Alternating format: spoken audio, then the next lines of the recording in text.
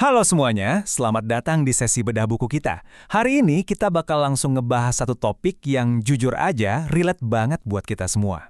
Pernah gak sih ngerasa pengen banget lepas dari rasa sakit emosional yang kayaknya ngiket terus? Nah, kita bakal bedah tuntas insight luar biasa dari buku Spiritual Awakening, Perjalanan Bangkit dari Penderitaan Batin, karya Ali Ramadan.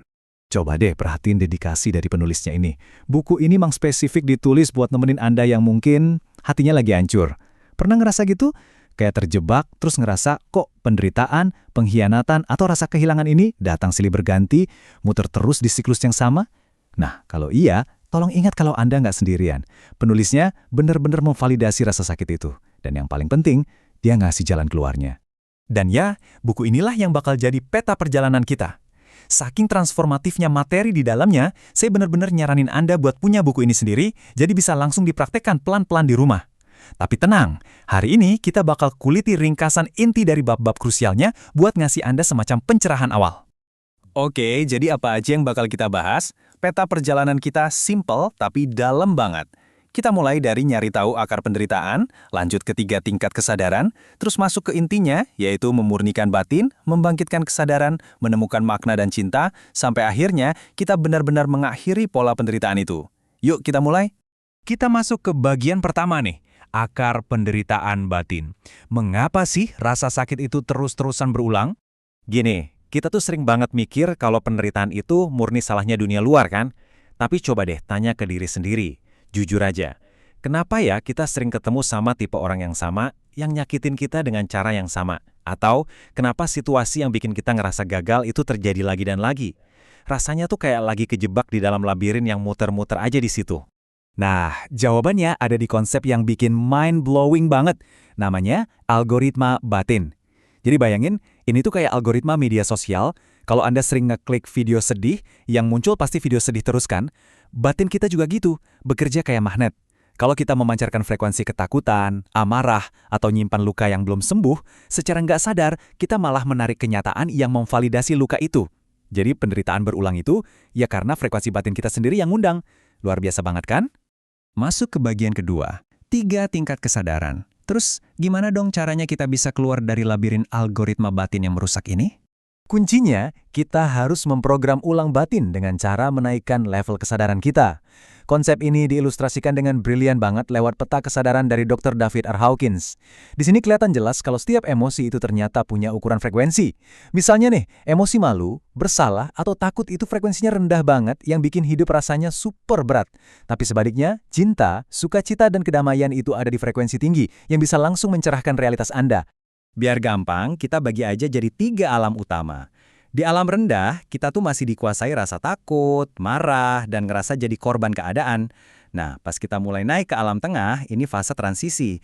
Kita mulai mempertanyakan hal-hal, mulai refleksi diri, sampai akhirnya kita tembus ke puncaknya, yaitu alam tinggi. Di sini, penderitaan udah nggak punya kendali lagi atas Anda. Hidup Anda benar-benar cuma digerakkan sama tujuan, kedamaian, dan cinta. Nah, di buku ini dirumuskan 5 langkah berurutan buat bisa mendaki ke alam tinggi itu. Mulai dari purifying atau memurnikan batin, lalu awakening buat ngebangkitin kesadaran, lanjut ke meaning buat nemuin makna, terus loving buat ngerasain cinta tanpa syarat, sampai akhirnya contributing atau ngasih kontribusi nyata buat sekitar. Kita coba bedah tahap awalnya yuk. Kita mulai dari bab 3, purifying atau memurnikan batin. Ini fondasinya. Logikanya gini, Anda nggak mungkin kan nuangin air bersih ke dalam gelas yang masih penuh lumpur? Harus dibersihin dulu dong. Nah, disinilah pentingnya forgiveness terapi, atau terapi memaafkan. Dan tolong diingat ya, memaafkan di sini bukan berarti Anda membenarkan kelakuan orang yang udah nyakitin Anda. Sama sekali enggak. Ini tuh murni proses internal psikologis buat diri Anda sendiri. Begitu Anda melepaskan ikatan emosi ini, hormon stres Anda turun drastis, dan siklus algoritma batin yang negatif tadi langsung mati. Lanjut ke bab 4, awakening, atau membangkitkan kesadaran.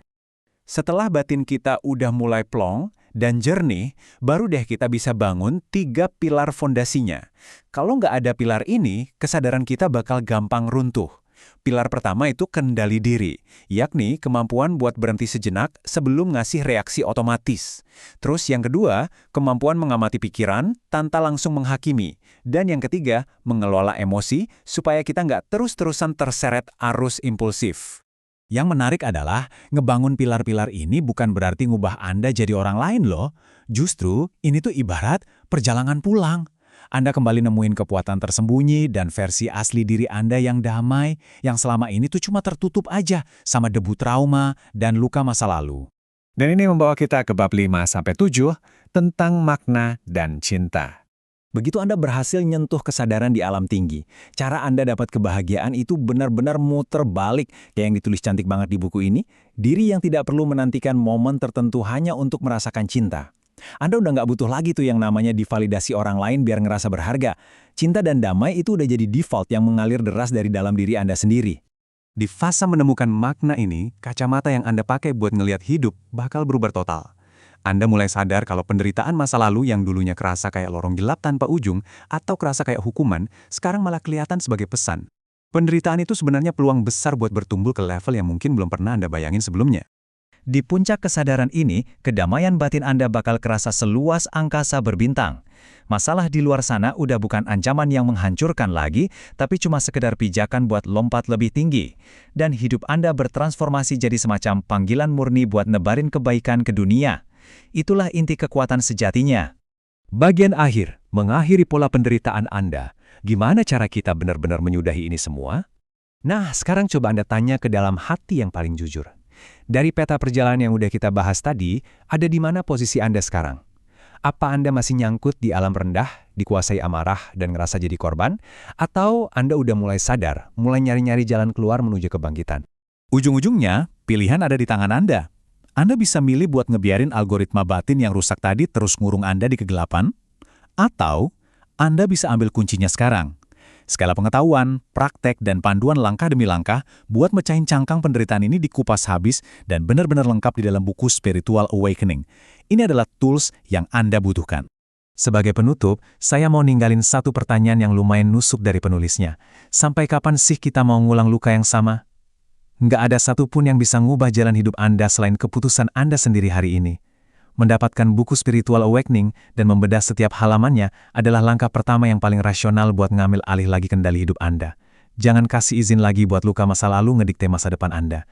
Gimana? Siap buat bangkit? Terima kasih udah ngobrol bareng di sesi bedah buku ini, dan selamat memulai perjalanan ke dalam batin Anda.